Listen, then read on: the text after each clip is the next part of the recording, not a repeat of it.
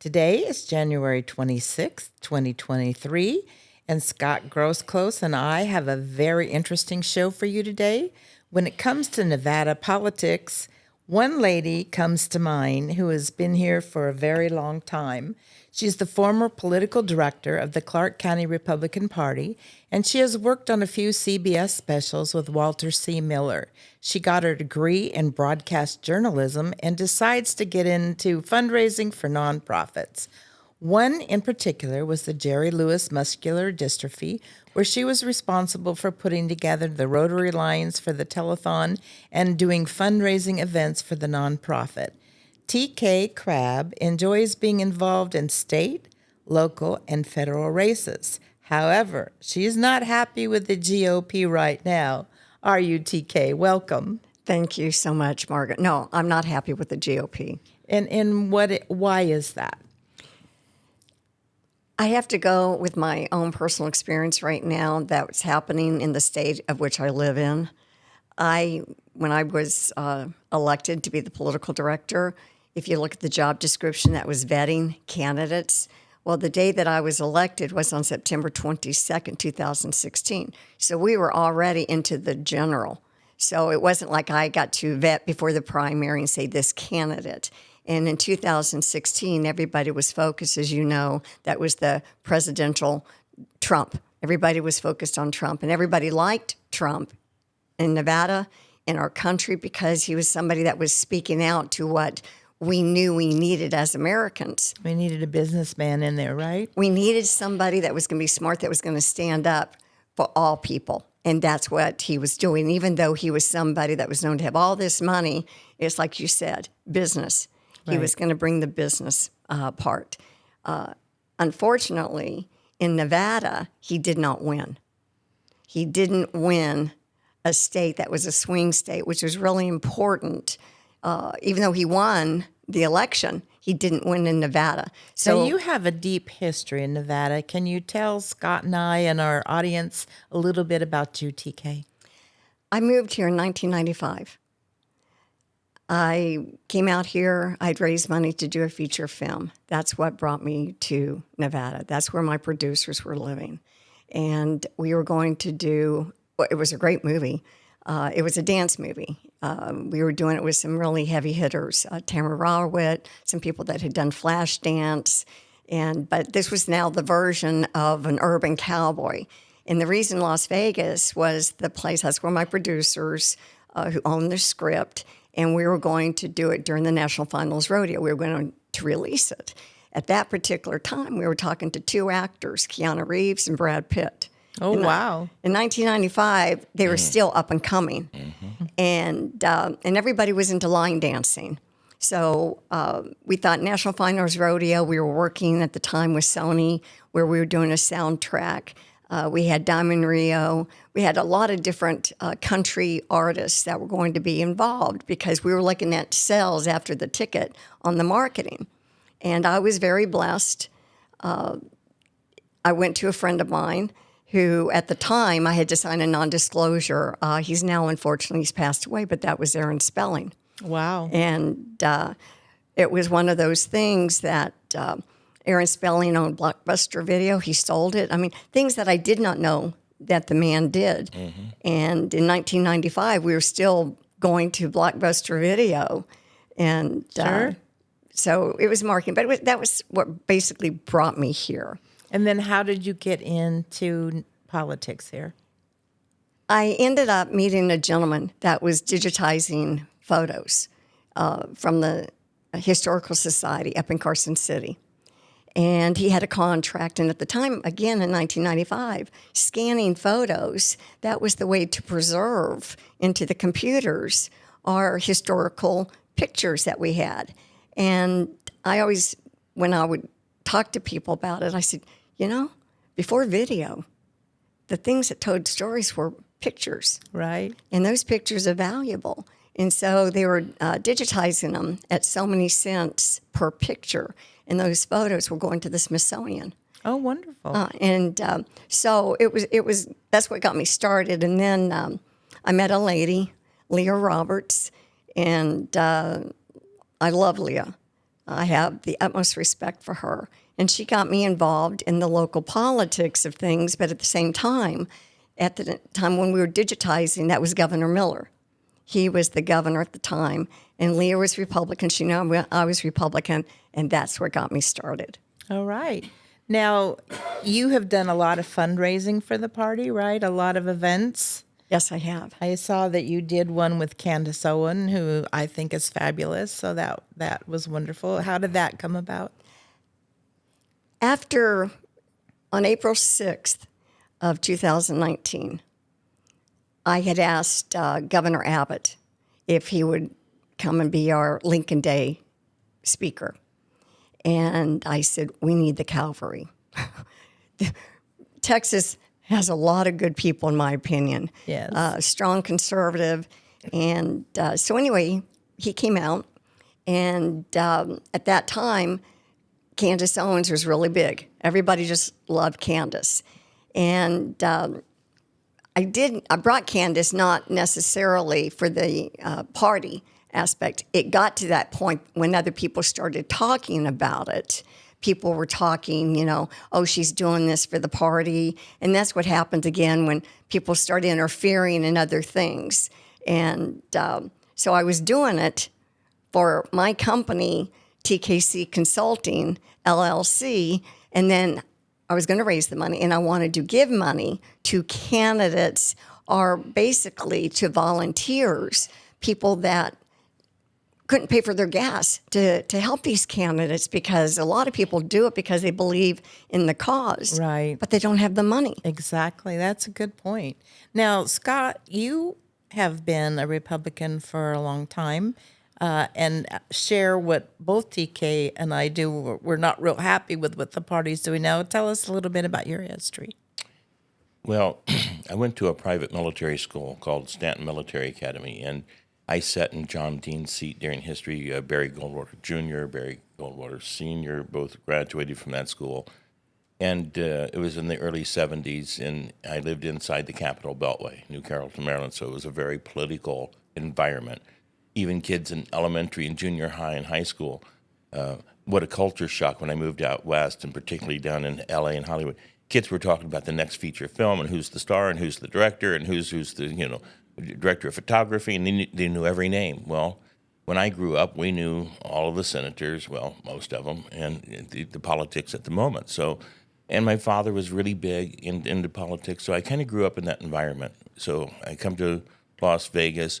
I registered, I can remember the day. It was June 19th, 1975. I Wow. registered as a Republican in New Carrollton, Maryland, the day after I turned 18. And I have voted in every single presidential election since. Never missed one.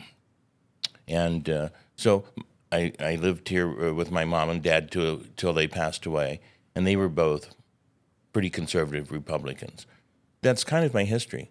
I believe in protecting a border. We need to decide how many people can come in, and we can pick who we want to come in, and we try to bring in people that will help benefit our society, education, and industry, and business. And I believe in physical conservative spending. Right. Get rid of the waste, the people that are milking the system, just like this recent years, the pandemic.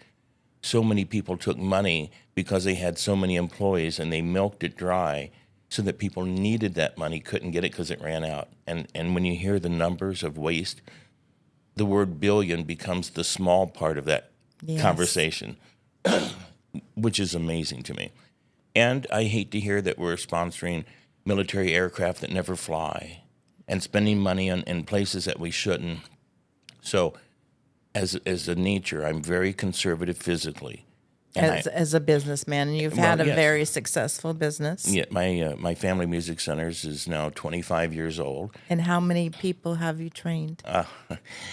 We have just passed 1.5 million private lessons That's Oh, wow. awesome. with 70 teachers and about 48 studios throughout the city and different family music stores.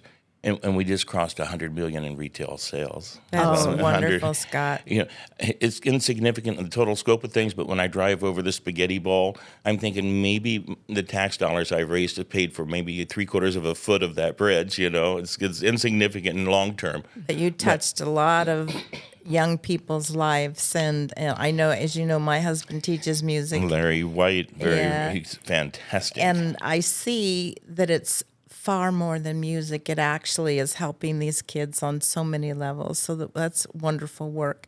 So we'll get back to TK for a minute. TK, tell us, you have such a strong history. You know everybody here. Your black book is amazing. Your memory is amazing. So you're not happy with the Republican Party. When did that change? What caused you to feel that way? When I felt being manipulated. I hear that. I was told who to vote for. I was told to do different things in our Clark County Republican Central Committee meetings. And one in particular that really upset me was then when Dave Sajak ended up, he became the vice chair. They put a slate together, and the other person that he was running against, in fact, I didn't vote for Dave at that time. I voted for Jolette Gowan, which is also known as Joe McDonald. They are not married, but she uses his last name. And I don't like stuff like that because, again, it's not like what Scott's saying. You've got to be honest. Yes. If you can't be honest with your name or what you represent as an individual, then that to me is manipulating people out there to believe something that you really aren't. But wasn't my life. Right. That was hers. But she didn't win the vice chair position. And Dave did. In the meantime, Dave was really working hard. I was watching what he was doing, but they were always going after him. It was like an attack. And I don't really like to do that. I want to give people the benefit of the doubt. And at least that's how I was at that particular time. Well, as you know, the same thing happened to me, right? I was chief of staff for the Clark County Republican Party for a very short time, and it blew me away that everything positive I did, they were telling me to stop. I was trying to bring people back. I was talking to everybody I know, and most of them had stepped away because the same thing you're feeling, Scott, that the party left us. And so I gave a speech at the Summerlin Republican group, and the next day a lot of people joined. Well, you would think that would make them happy, but it absolutely did not. And they started the same attacks on me that they did with Dave. And they said they only wanted a limited amount of people in the party because then they could control it. And I thought, what? Mm-hmm. What team are you playing for? This is not feeling right to me. So go ahead and tell us more about David. Well, my background, it's similar. Well, I'm a military brat. My dad was Air Force B-52s, and I always tell people, too, I married into it, where my former husband, he's now deceased, he flew the U-2. So to me, defense was always important, but I respected the flag. I respected when I stood up to say the Pledge of Allegiance, and I believed in democracy. Right. Now I'm in an organization that was very unhealthy. Here, all these years, decades of how I was raised was now being changed. So I had to sit back and observe it for a little bit. It took me a good year to figure this out because I was always told when it came time to voting, watch how somebody voted that way. And I may not have agreed with it, but I followed it. And that's when I thought, TK, you're changing who you are as a person. Yeah. I'm not standing up for what I believe in. And I made that decision. Then later, Dave Sajak called me up. He was now running for chair. The election was on November 20th. I remember it extremely well. It was my birthday. And people said, "You're going to go?" And I said, "It's my birthday. You mean you really think I want to go and sit among some people that I don't like. I don't even respect some of these people. But I went. But what I liked that Dave Sajak did that night when he called me out, he said, listen, I know you like my opponent. I know, but would you consider me? And I said, you know, Dave, yes, I will. I said, because I don't like the direction that they're taking it. And I said, because the Clark County Republican Party has not become really a representative of the Republicans in Clark County. It's becoming Mike McDonald. Well, and this is what is so odd that I couldn't understand. What there's 140,000 Republicans, but they have the same 200 people come to all the meetings. And I go, I don't know how you're going to win. And then if you add the fact that, you know, you're a minority in this state anyway with the Democrats, and then the largest party in the state is the independents, you cannot possibly believe you're going to win anything with 200 people. So then I thought, well, it's either the most incompetent group of people I've ever met, or there's a different agenda. And I don't still know that. But it just all felt wrong, and then later proved out to be wrong. But so tell us more about what happened. Dave Sajak, for his first fundraiser after winning November 20th, 2018, he wanted to have a fundraiser, make it a Christmas thing. And he had invited the state. And the state, no. It was because of Dave. It was a personality. And I received a phone call from Joe McDonald, a.k.a. Jolette Gowan. And she said, we're not going to go. And I said, Joe, we need to go and support Dave Sajak. He just got newly elected. And she specifically said no. And she goes, we're not going, do not go. I mean, she was ordering me. Yeah. And I said, don't you think we ought to support the county and stop making this about personalities and control? Amen. Yeah. That's exactly. That's all it is, yes. And so I knew the night that I drove to Satay that that was going to be it for me. I knew it. And I told Dave, I said, when I walk into that restaurant and photos are taken of me, that's going to say I've made a statement. But what bothered me was when she told me to pick a side. Yeah. Pick a side. And I thought, we're all Republicans. Now, I pick the people's side, you know. I'll pick the people's side every time. It's the community. Yes. It's the state. It's the country. And that's when I realized if we're having the dysfunction on this level, what is the dysfunction once it gets elected Yeah. to D.C.? And we're seeing it. We are seeing it, absolutely. I don't know. Now, you get very involved still. Like what I had told a lot of the people that were running last time, you have to win in spite of them, not because of them, because you're not really going to get their support. So you're going to have to just go out and do it yourself. And that's sad. But I did not see support going to the people who were running. And it was very disheartening because I saw the hours they put in and their personal money that they did. And I thought, this is just wrong. You know, what does the party do? I still don't really know. But you helped candidates. And what is it that you look for when somebody says they want to run for office? What are you looking for? Integrity. Number one, yes. Integrity. If they have that, and I can say that's my stomach. Waldo's singing, and that's okay. We love Waldo. I love my animals. The reality of it is their experience is important. I know that a lot of people tend to, and I'm guilty of this. I look at the military aspect because I think if someone has decided to put their life on the line and has taken that oath, that they're willing to do that. But at the same time, I've learned too, where I've met candidates that took the oath, but they did not fulfill Right. that oath. Right. But yet they still use the military as part of the shield to make them look good. And so you have to stand. And they do the same with religion. You know, when Amen. they See? start talking, you know, God told me, I go, well, okay. Well, it's true.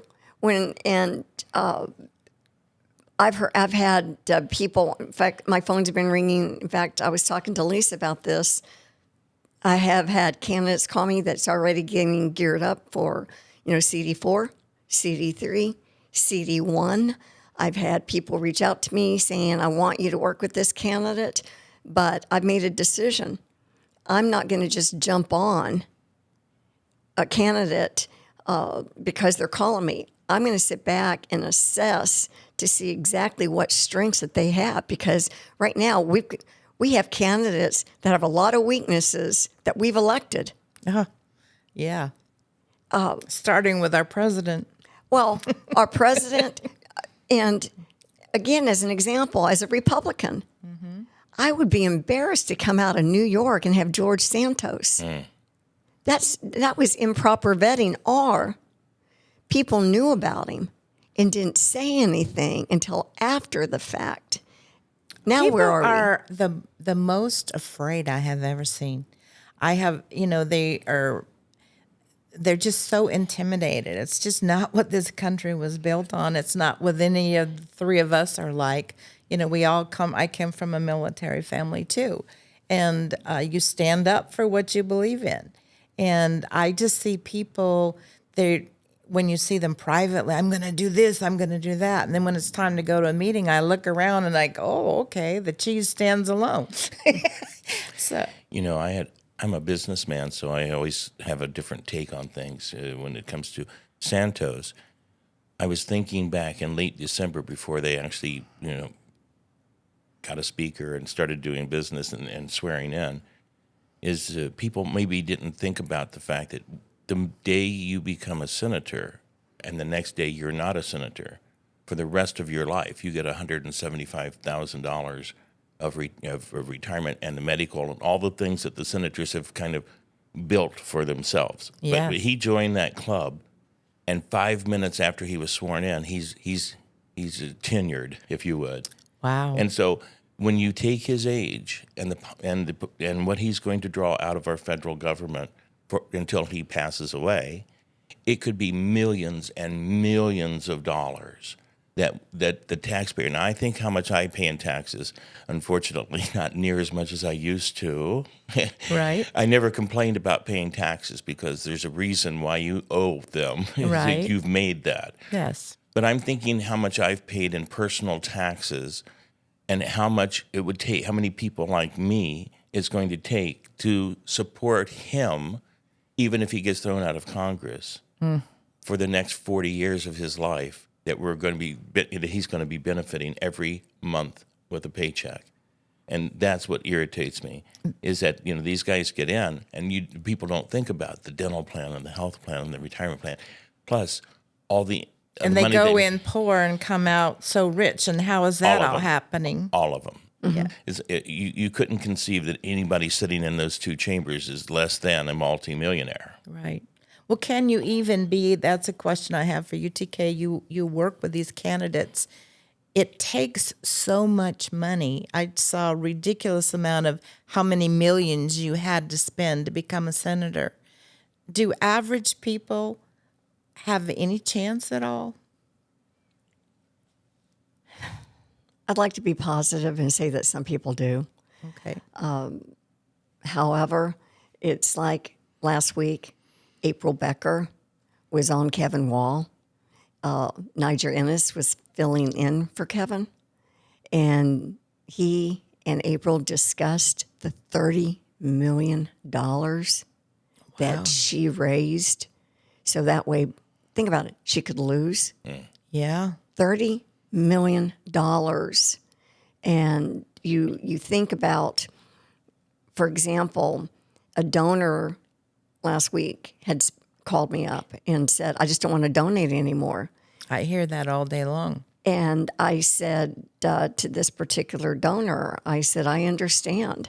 I go, it's hard for me to even pick up the phone to try and get money for a candidate because it goes again to Clark County and what we have between the Republicans, the Democrats, the Independents. And when you look at the numbers, when we have more independents right now, because both sides are getting tired. Right. They're getting tired. I would say the candidates that are running for office. However, we still elect some of Well, and I these poor don't think candidates. either party is true to what they once were. You know, the left has gone way off. You know, they've jumped the shark, in my opinion. You know, my family were Democrats, but they were the working people, and they would be considered conservative in today. You know, and then the Republicans, a lot of them have gone too far right, and I think the majority of the people want less government.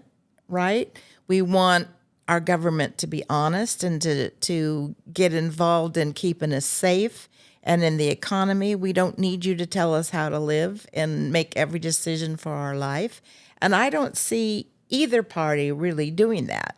And I don't know how we get back to common sense, smart business decisions. You know, we most people have walked away. You got, disappointed. I'm disappointed. You're disappointed. How do we fix this? I wish I had the answer to that, Margaret. I really do. We need a leader that's going to come and bring everybody back together.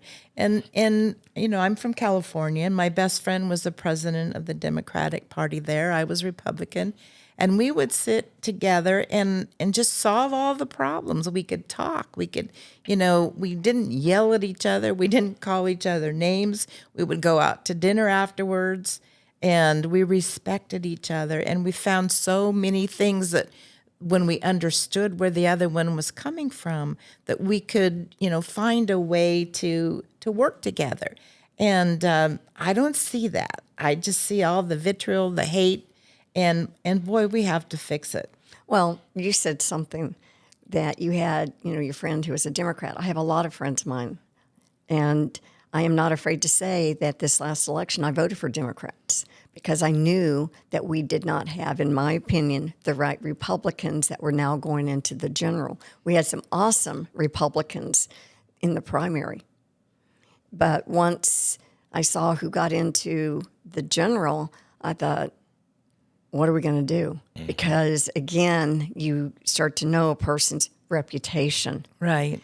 And that reputation, if they lack the integrity that I just told you, I cannot vote for that. Now I have to look back and assess which is the better American. That's It's right. not about party anymore for me. It's who's going to be the American. The best, isn't that what it should be, right? We should vote for the most qualified person that's going to do the best job for the people.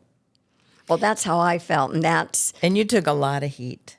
Yes, a I lot did. of heat. When I first started the party, I thought you and some of your friends were the demons because I heard, they voted for Democrats and they're just bad people, and that's so wrong. We should be able to vote for whoever we want, and you should earn our respect. You can't tell us lockstep who we have to vote for. You have to earn that vote. Well, again, I want to thank anybody that was in the military. And because that's what's given us the freedom to be able to do what we're doing. When you And see free what's, speech, yeah. when you see what's happening in other countries today, it's extremely sad. But what bothered me was once I took that stand to go back to support Dave Sajak, when they're eating their own, the Republicans eat their own attack, and it's coming from the state because they're not happy now with what you've done. That's not normal, in my opinion. Right. To me, it's like if I was married to you, when you have an argument with your husband or your spouse or significant other partner, you have to communicate. Right.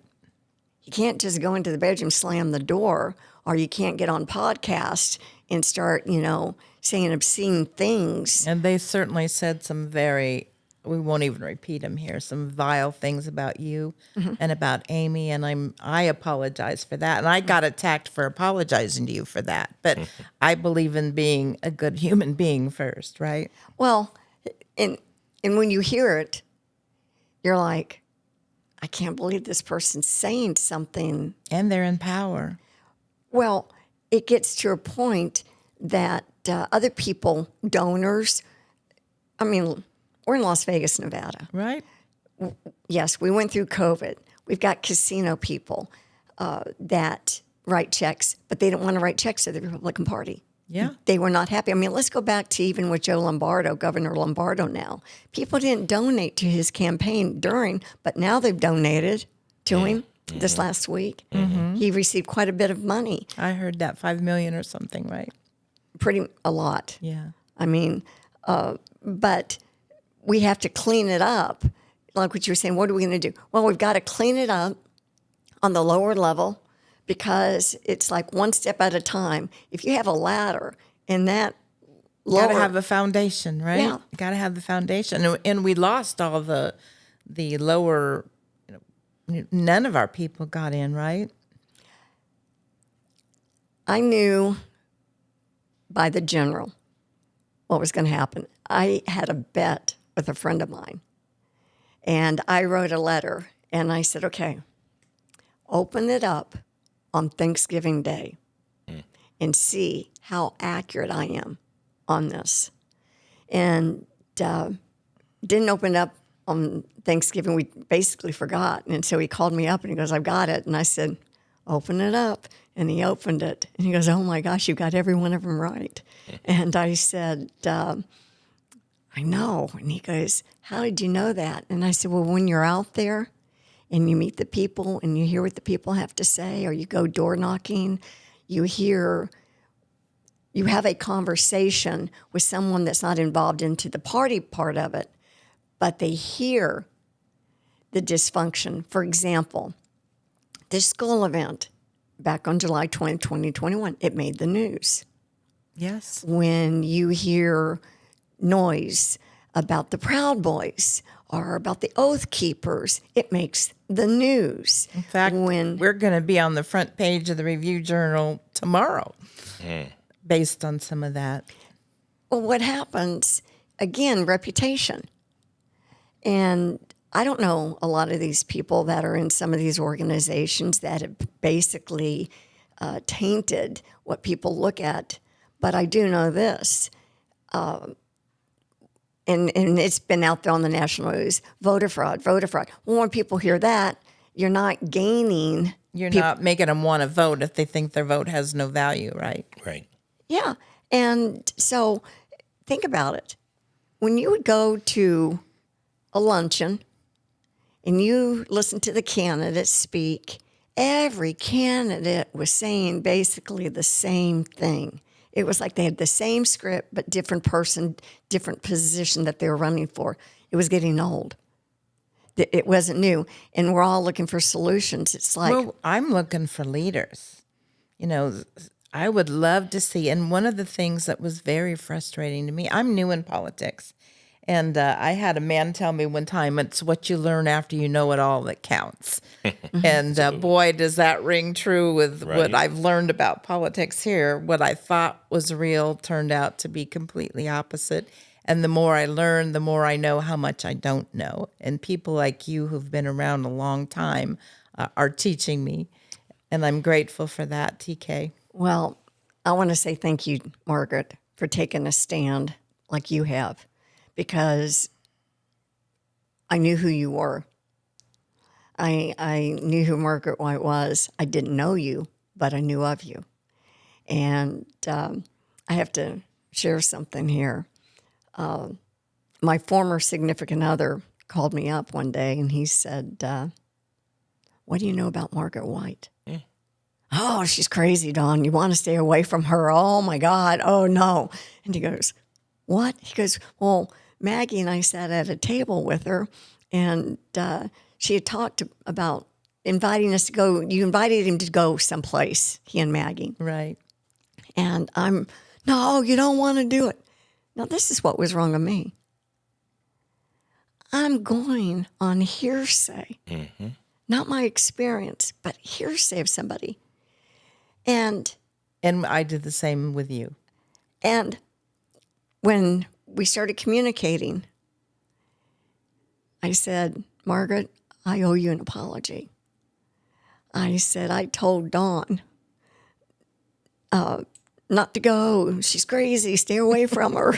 And thank the Lord, Dawn didn't take me up on that, you know. But later, he called me up, and I said, "Oh, I've got to clear the record." And I say clear the record. That's the way Dawn understands things. Being a former district court judge, you know, he clear the record. Next case. It's all these other things that he taught me in our communication. And I had to clear the record with you and tell him I was wrong. I said she's one of the nicest ladies that I have met. Her heart is in it, and so I told Margaret, I called her and I said, I want you to know. And I did that too with another lady that was supposed to be here. I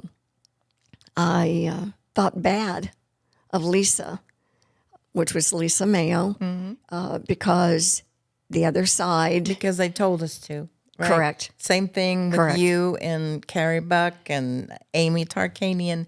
You know, I had only heard terrible things. And then as I got to meet all of you ladies, I really like you all. So now I'm not sure if they tell me I should hate people, I have to go meet them faster. I agree. I agree. You know, but to get back to the community of what we live in, because when I meet somebody, I don't first say, are you Republican, Democrat, Independent? I don't talk about it. Of course not. And that's what's become so bad when you're involved in it. It's like, it's got to be Republican. Well, that's not the case. Right. I don't like that because, and I don't like the word anymore when I hear people say like-minded. I want to get a difference of opinion because I want to learn. Absolutely. And I'm not going to learn. And what I have learned, I don't even like. I'm a Republican, like what you were saying, Scott. I am a Republican. And to, you know, we just believe in financial strength, right? We want people to manage our money with integrity and to not waste it. And I think term limits are so important. I don't know how we ever get that done, but we need to have term limits, and people just get too powerful, you know. Well, you see ego. Ugh. It's the old saying, leave the ego at the door. It doesn't happen that way. Yeah. And this is what's so strange about that statement. I've never seen more egos in a community of a party like what was at the Clark County Republican Central Committee. There were more egos, a few, and it's like... Let me tell you my viewpoint of that group. I came from San Diego, from California, and, you know, I thought I was going to come into an environment that was going to be more conservative than San Diego because of California, right? But San Diego was run by top business people. People had integrity. There was respect across the aisle. They would work with each other. Harmeet Dillon, who I love, was our speaker once a month. She's fabulous. I hope that she gets in because she's just a strong, constitutional person that there's just going to be no nonsense. She's fabulous. So I expected that here.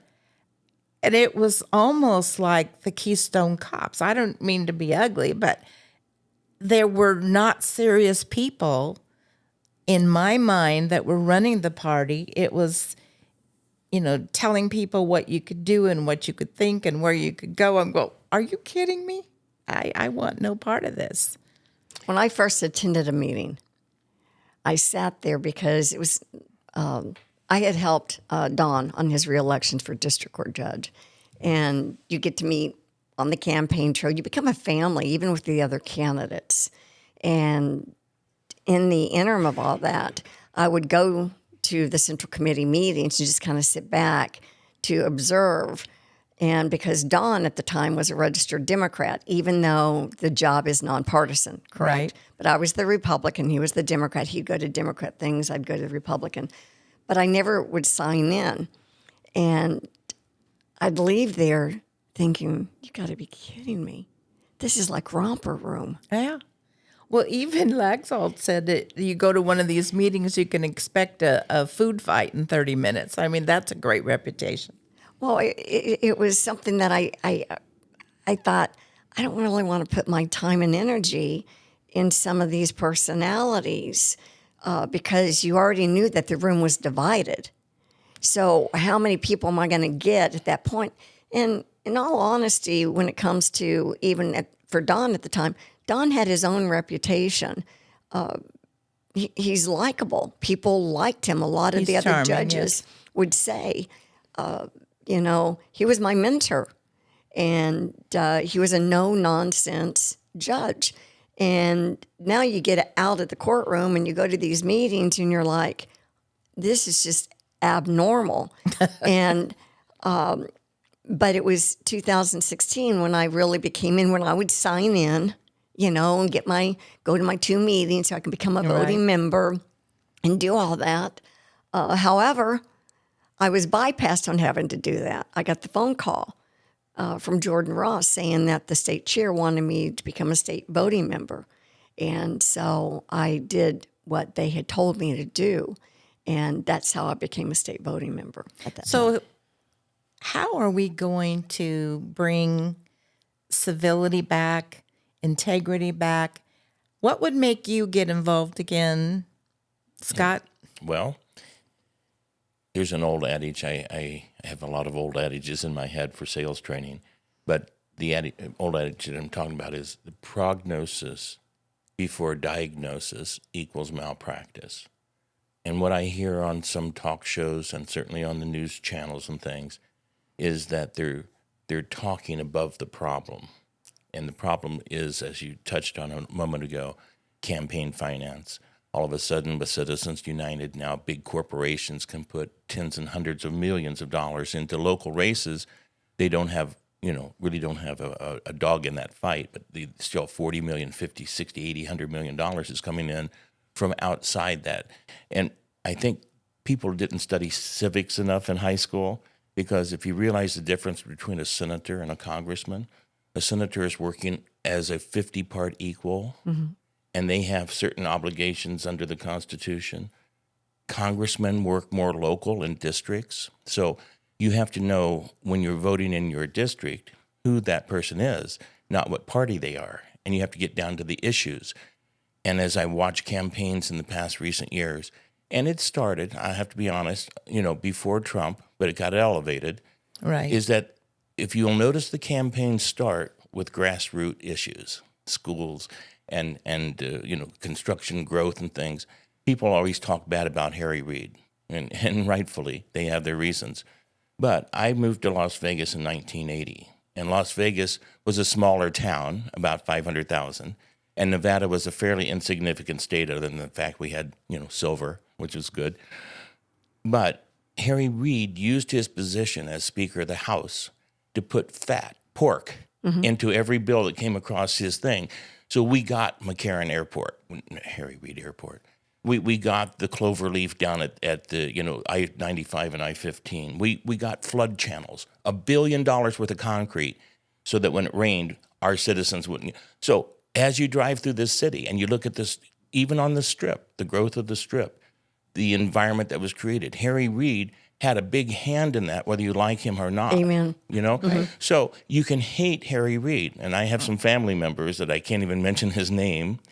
You can hate the man because of his politics on one side, but if you're a Clark County resident, a Nevada resident, and you start to realize what he did for Reno and what he did for the interstates, he got all that money coming to an insignificant state, and there were big states like Texas and California and New York that were bidding for all those dollars, but because he was in that position. So when people vote for a politician, they should be voting in their own backyard.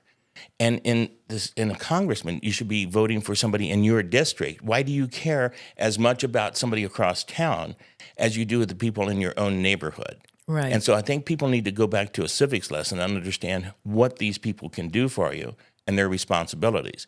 And I just don't like the fact that a pharmaceutical company can come in and sponsor somebody that they are in bed with and have, now they're embedded with. And unfortunately, that doesn't help me as the citizen of Nevada. So I think people should take back their power. And lastly, I was just going to say, when you watch a campaign go, the first 6 months of a campaign are very sweet and clean. They're talking about issues that mean something to everybody. But the last 60 days and the last 30 days and the last 2 weeks, all we get is that national money coming in with the hate. Yes. And talking about all these negative things. No issue is important anymore. So if you want to know my opinion as to how the Republican Party can come back, is they can start trying to bring people like me that are value-driven. And that's why we're here today, trying to bring people like you back. I'm hoping so. That would be great, because I do not like the state of where we're at. And I'm driven with issues. I'm concerned about immigration. I'm concerned about fiscal conservative, spending. But I just don't like people that don't have integrity, because once it takes a lifetime to build a reputation and only moments, To destroy it. That's right. And other organizations are more responsible. Just to give an example, when Dan Rather, who had many decades as a news reporter, and hundreds and hundreds of millions of people a year he was talking to on a national platform. He lied about one thing. That's right. Some bullets coming in a helicopter and taking fire and everything else. And that group, Credibility gone. They made a movie about that. Well, I'm just saying, what happened to him? Boom, he is gone. Yeah. Then you take somebody like Santos, who lied about everything, and every day it's just that drip, drab of additional things that he lied about. But we don't do to him what other organizations do to people that are proven to be, liars. So integrity becomes really important, because I have a hard time liking somebody who purposely lies and misleads and then gets caught and doesn't have the internal fortitude to apologize, make amends, step down, whatever comes down the road. So politics to me has become a very dirty thing. And to my neighbors and to my friends, we kind of feel the same way, is that you don't even want to play in that pool, Because it's so dirty. Because it's so dirty. Isn't that awful? But yet, we still have to vote for somebody. And the only way you get to know these people are through 30 flyers in your mailbox, the week before the election. That they didn't write. And that it's all. I do have a habit, and maybe I can spread this little habit. When you see who's paying for an ad, I stop the TV and I look at that little www down at the bottom, or the name of the pack. Mm-hmm. And then I'll go to my Google and I'll sit there and ask who that pack is, and I'll research that pack. And it doesn't take me too long to understand the bias of what they're doing on that commercial. Then I start the TV back, and then the next commercial comes on, and I pause it, and I have to go see that pack, because we don't know who's telling us what we should be thinking. I'm the same way. Yep. I do the same thing. It's tough. And it's going to be a long road back. It's a generational thing. So where do we start? Right here. Right here. Right. You start with the individual person and try to get them re-energized. They in the Christian religion, it's backsliding. You have to come back. We have to bring these people back one at a time.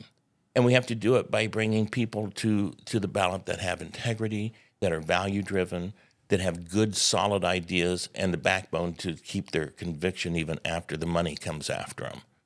Because that's where it gets dirty. And this little thing you two ladies are talking about the Nevada Republican Party, it's shocking to me, because I haven't heard any of this. I'm not involved. I try to involve myself in politics about 6 months before the election, and I'm trying desperately to ferret out the person that I can, with good conscience, go in and vote for. And quite frankly, I think what's happened with this big controversy of the stolen election is that a lot of Republicans like me, on the outside, when they're in a group of Republicans, are all kind of going along with this thing. We're all just kind of accepting it. But when that curtain pulls behind me, I don't have to be responsible to anybody else except my own convictions. That's right. And I think they were surprised by the number of votes that didn't go their way when they thought they would, because everybody on the outside Well, was they saying, intimidate you to Right. to not speak your own mind, and what they did to TK, because she had the nerve to vote for somebody with integrity. that happened to be a Democrat. And I think you should pick the best person. Well, I want to go back to something that Scott said, and it has everything to do with United States Senator Harry Reid. If you go back to the time, his last campaign when he was going up against Sharon Angle, and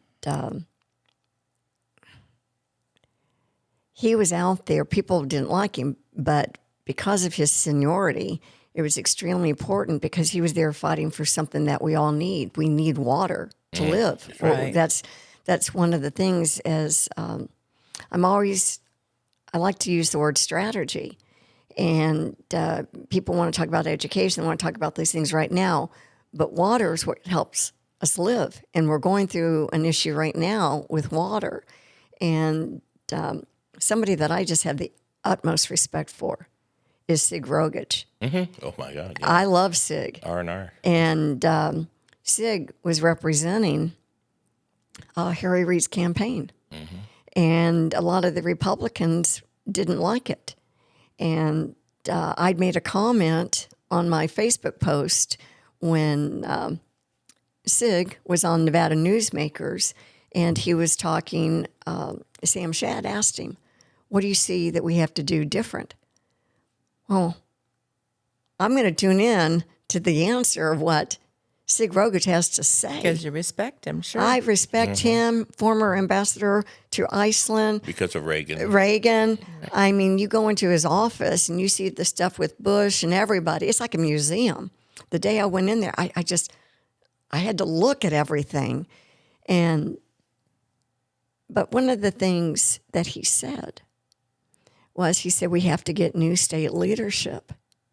And he said, and we need to get a good forensic audit done. Amen.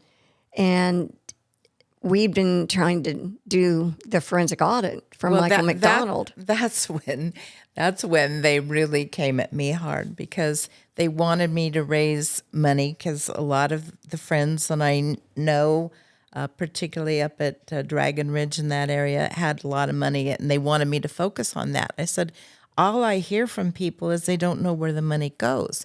So before I can do that, I want us to hire a CPA. And I was given a name of a top political CPA. I said, let's bring them in, and then we can say that the money is managed by this reputable firm and it will be used such and such, full disclosure. Well, it wasn't a couple days that all hell broke loose, and I was now public enemy number one. So, yeah. We've never received a forensic audit. And that's why I was working heavily on getting new state leadership. And in 2021, I was working with Michael B. Jack, 22 years, retired FBI agent, vice chair of the Washoe County, born and raised in Nevada, served the Navy. He's done a lot, and he loves Nevada. Not only does he love Nevada, his grandchildren, his family is his number one priority. And I have to tell you, to have his friendship means an awful lot to me, because I respect him. A good man, yes. Very good man. And that's what my focus was. We needed new leadership. We needed to do exactly what Sig Rogich said. And all of a sudden, here we are. Where does Sig Rogich stand today? Did he walk away from the party too? I mean, I don't see what I don't see in Nevada that I did see in California, as crazy as that is, are the leaders of industry involved. I'm not seeing the top, the brightest. We don't have the brightest people. They're involved. They're involved. They're in the back scenes. That's why there's people like Amy and myself. They're involved. Okay. And I say this in all Sincerity. They are involved. But they're at a point, for example, when Michael Jack and I went to go visit with Sig Rogage, Mr. Rogage, point blank, started talking to us about the Lombardo campaign. And he had just completed raising $10 million. And then at the end of the week, he was receiving another $10 million. So they've really just bypassed this party, and everybody's doing their own thing, because I see all of these PACs, and I don't see people work. I'm new at this. Let me use this as an analogy. Okay. Everybody says when you lose, you get a new coach. We're seeing it right now, the Raiders situation. We saw that with the quarterback. We're seeing all this. You have to have a good coach. Right. And we haven't had, like what you said, a coach, leader to do it. But what Mr. Rogage was doing, he was traveling to different places outside of Nevada because he's a very, in my opinion, very well-respected person. Another person that I would go to seek advice was my friend Mark McKinnon. Mark was with Bush for a long time, and he has that very successful TV show on Showtime called The Circus. And Love it. Mark McKinnon is one of my closest friends. And I remember when I was going through, when I had gotten threatened by one of the fake electors, and I sent him the screenshot, and he texts me back and he goes, "Move." And I text back and I said, "I love that 4-letter word," you know. Right. And but moving also takes money. It takes a lot, and I'm not afraid to move away from here because I'm very well connected in other states. It's just the fact that, You hate to give up and allow them to win, right? well, it's some of my friends. Margaret, it's like I told you when you and I met and we hugged. Yeah. That was a sincere hug. And there's there's 2 other ladies that I hug that I just don't want to let go. And that's Alex Sajak, Dave Sajak's wife. I'm going to tear up when I do that because she went through so much. What they did to that man, that's where I feel people keep asking me, particularly my friends, what are you doing? You know, why are you putting yourself out there? I'm retired. I have no intention to ever run for anything. I'm going to be 75. In my mind, I'm too old. I also am not qualified. I don't know about politics enough to run for anything. So they said, what are you doing? I said, it's just not right, and I have to fix it. Don't know how to fix it, but I'm trying to get people to come back. Scott, come back. Sig Rogage, come back. I want to see you. I want to see leaders at this meeting to pull this country back together, because I feel personally responsible that my generation screwed the pooch. And now my grandchildren are going to have to pay the price. And I can't not be involved and know that they're already how much in debt when they're born. And we have to fix it. So I'm asking, if you know how, and if you are smarter and you are a leader, please come help. $100,000. You just said every child born is in debt $100,000 on day one. Oh my with God. a $2.7 trillion deficit. So they're going to be paying these bills that we're running up for years. See, it's so wrong. But just to kind of clarify the thoughts I have is people feel disenfranchised. Right. Okay. And if you think about the Constitution and what it set up, it said one vote for one person, hopefully alive and living where they're voting. Right. But one vote per person. And then, like here in the Republican Party, let's say 5 years ago, you had Steve Wynn, you had Sheldon Adelson, and for people that don't know, we're Right. talking about 2 gaming moguls Right. that own major hotels. The Venetian is the world's largest hotel, 7,000 rooms.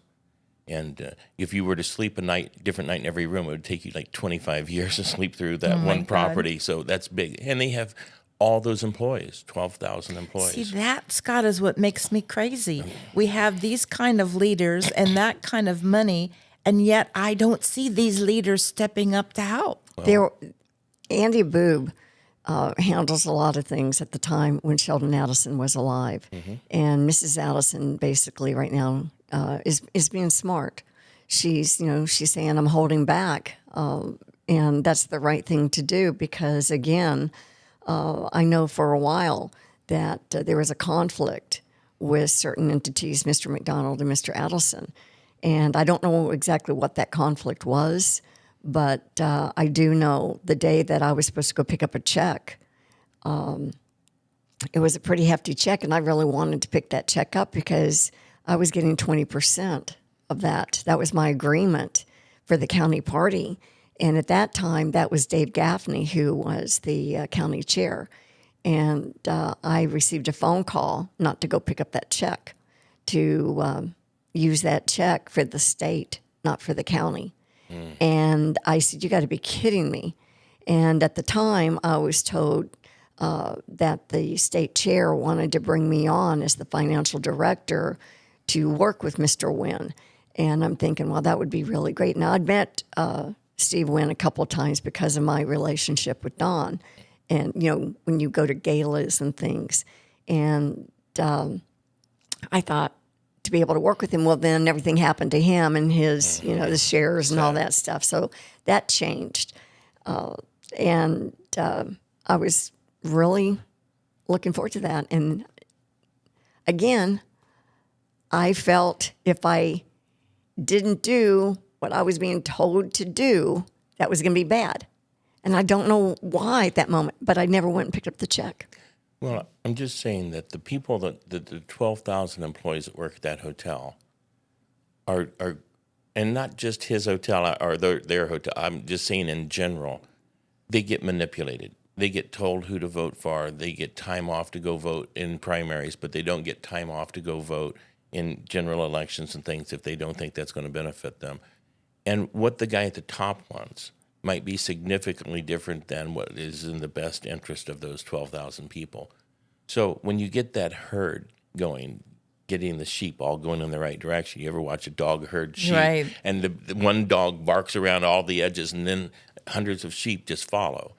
It's the dog we need to change. Yes. It's the moral authority of the people that are coaching all of this, because without that change, the money is always going to be there, and it's always going to fall to their side of the fence whenever it comes to issues because they can afford to, just to give an example, I don't know how much, I wouldn't even ask, each of you gave to a candidate or a party, but if you were to take that and multiply it by 1 million people, which would hold is 1/3 of everybody in the city, you still couldn't equal the amount of money that each of those guys gave, because when you hear the amount of money they're giving, like 50 million or 75 million, Sheldon Adelson, the last 2 cycles ago, saying like that kind of money.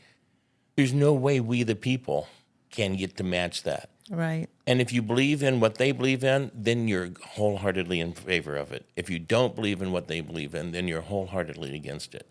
The only way to take this back is for individuals to get back their one vote, get and educate them and let them get involved with people that they can trust and get behind. And that's what Judge Mosley says, too, that you've got to get rid of the corporate money because it's just buying the elections. And that's going to be tough because who makes the decision? Well, Citizens United was a Supreme Court decision. We'll leave that aside. But who makes the decision on term limits? The people in office. They get to decide about their own fate. Well, we can vote them out if we could ever... we could ever have leadership that could lead us. That's right. Well, let's go back to something again local. Yes. All right.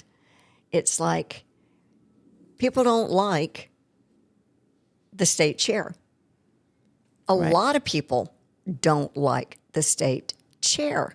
Well, we've lost ever since he's been there. That's not positive. But it's also his past as a city councilman, as former Metro, the reputation, the Rick Rizzolos, all these different things.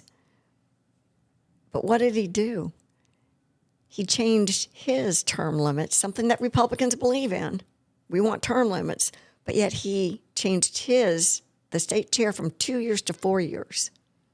Control. That's what he likes. Yeah. So let me ask you a question, because a lot of listeners might not understand the hierarchy of local politics behind the scenes. You say we need to replace that person. Who votes that person in? How many people get to make that decision, and who are they? Thank you. I was explaining this yesterday on the phone to a New York Times reporter because they want to understand. You have your central committee. We have 17 counties in Nevada. And you have your committees. In fact, you have your bylaws. And each committee has a different bylaw. Not everybody follows the same rules because everybody's a little bit different. The population in Clark County, we had over 186 state voting members. Now, to become a state voting member, you have to be elected within your district. That's why, they say, okay, what availabilities do we have in C that TK lives in? And we go and we stand up and we introduce ourselves, and then that group of people vote in C for who they want to represent them, basically. And that was the problem, because we had 186, because there's only close to 400 total that vote for a state chair. And that's the point we were making, that they're chasing away people who want to come into the organization so that their limited few have all the control. And that's why we wanted to open up the tent and get more people in, and more business people, and more, high level people. So answer me a question. For somebody listening that might get inspired from something that we've talked about today, and they want to now get involved locally in their district, how can they go? Where do they go? I wouldn't have anybody get involved right now until the county chair is different. Okay, well, but the only way to vote them out is to get people involved to vote them out, right? Well, I'm just saying we need to attract more flies with honey, right, than you do with vinegar. And there's certainly enough vinegar. It stinks out there. It brings tears to my eyes. So I'm just saying, I personally wouldn't want to go and sit in a high school auditorium or some meeting room with a bunch of people that I don't enjoy even elbowing with, and listen to the diatribe and the same old crap over and over, if you would. Mm-hmm. Well, I can't go back. Mike McDonald and them voted me and 25 others back in September 2021. The most capable people were all voted out. That's what I'm saying is that if we're going to give the civics lesson of how people get re-involved in politics and help them become more responsible for what happens, my thing is that every podcast we want to at least tell people the process that they can go through to start getting more involved and learning more. So these meetings, are they publicly advertised? Like the school board, you can, if you're a parent, you can go talk about your kid's high school or something. When they have these meetings, are they publicized? Are they open to the public? Can you just walk in? Do you have to be affiliated with that party? Describe a little of that process that somebody could do if they don't know anybody or anything. Where do they go as a resource to start? I can go back to when I was involved. I haven't been involved in 2 years. They had, when I got involved, we always knew about it. If you're a Republican and the Democrats have theirs, you just know that these meetings exist, especially because it's on their website and you're on a mailing list. And your campaign consultant, everybody knows. They know what luncheons to go to, but people are changing the tune of a lot of this stuff too because of personality conflicts, and they're creating PACs.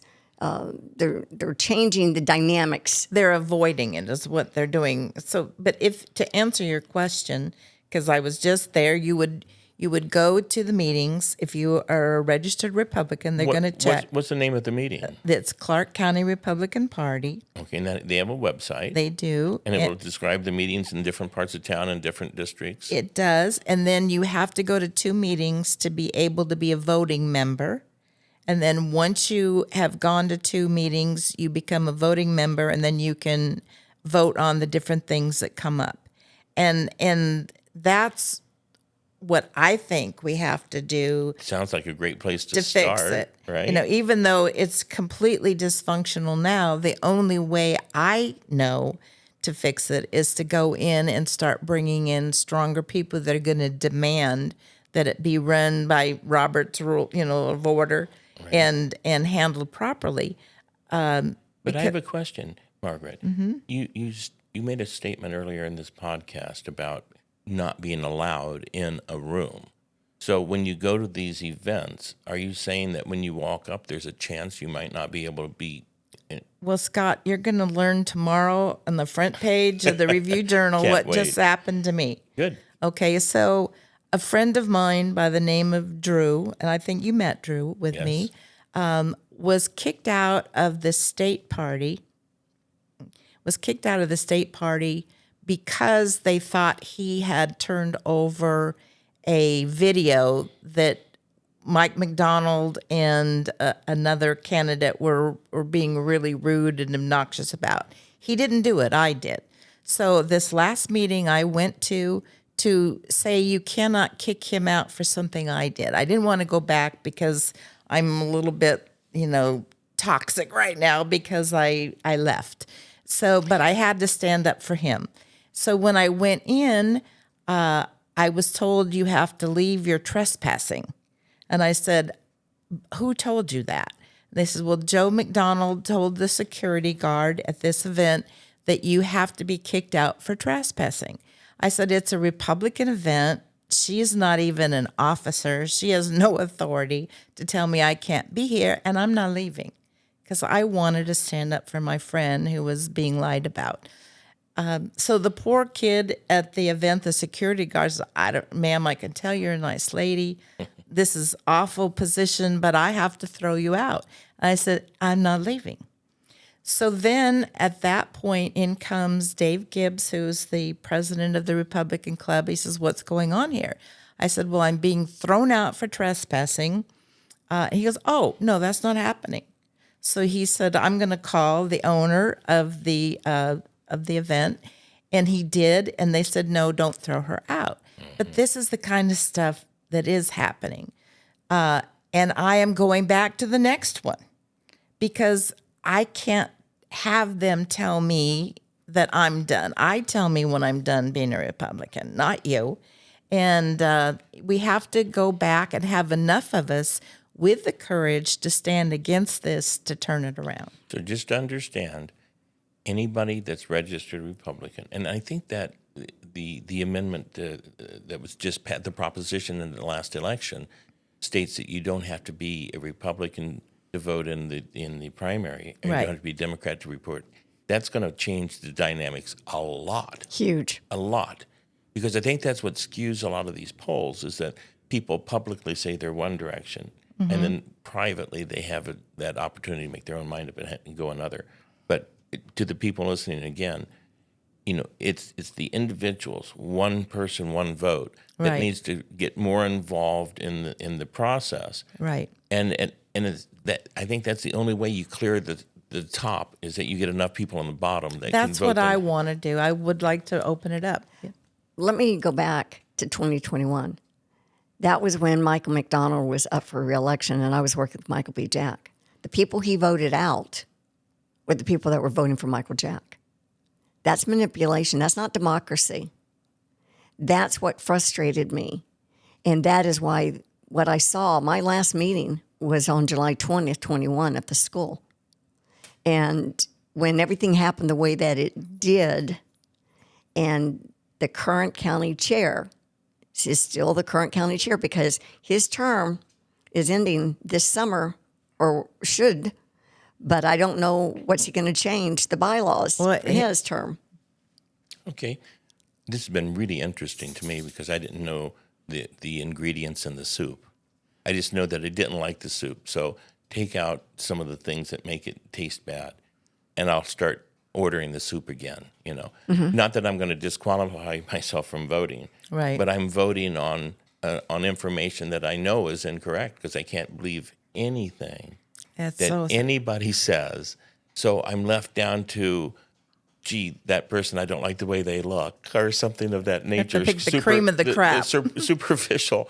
But at the end of the day, people feel disenfranchised. That's right. And that's why they're not more people, good people supporting. And that's why that majority, you talk about the majority party being the independent party. That independent party by itself probably wouldn't be that large. But it's people migrating to the center that don't like what's happening on the left On or the either right. side. Exactly. So it's not just like some individual problem in a party. It's the system itself that is broken. The big money that's come into politics, the length of a campaign. We don't need to be talking and advertising and spending tens of millions of dollars a year before a campaign, before an election. So the cycle has gotten larger. The profits in the middle have gotten larger. The TV stations love it. The radio stations love it. The newspaper, God bless them, that industry, they love it. But it really falls back, the responsibility that you can have if you know Stephen Covey at all. He has the two circles. You have the circle of Teach men to influence fish. and the circle of concern. Well, my circle of concern is really big. It includes starving people in Africa and people that are being manipulated in China and North Korea. That's my circle. But my circle of influence is what happens at 4342, the house number that we're sitting at right now. And the people next door and the people 2 blocks over, those are the people that I need to be concerned about. And when I'm talking about the House of Representatives, there's a person that is in charge of this district. And so I want to find that person that can help influence the thoughts and the needs of the Exactly. people that are local.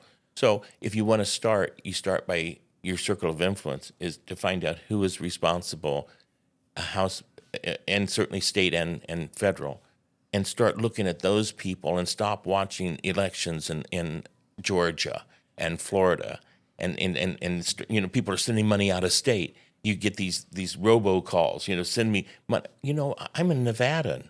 If I want to invest my time and energy and money and effort and everything into a political campaign, I want it to be the one in my backyard. Stop looking over that fence. Start focusing in on what you can influence and do locally that will make a difference. And the first step is to start showing up to these local events and go twice so you can vote. I didn't know that either. Exactly. So that people don't know the process. This needs to be a civics lesson to teach them how they can get involved without spending a lot of their money because people don't have money today. That's right. And even if they know the first couple might be dysfunctional, we have to have enough people to fix that. Well, I think if you study the history of France, you see that the people over there found a way to deal with a monarchy that was people starving in the streets.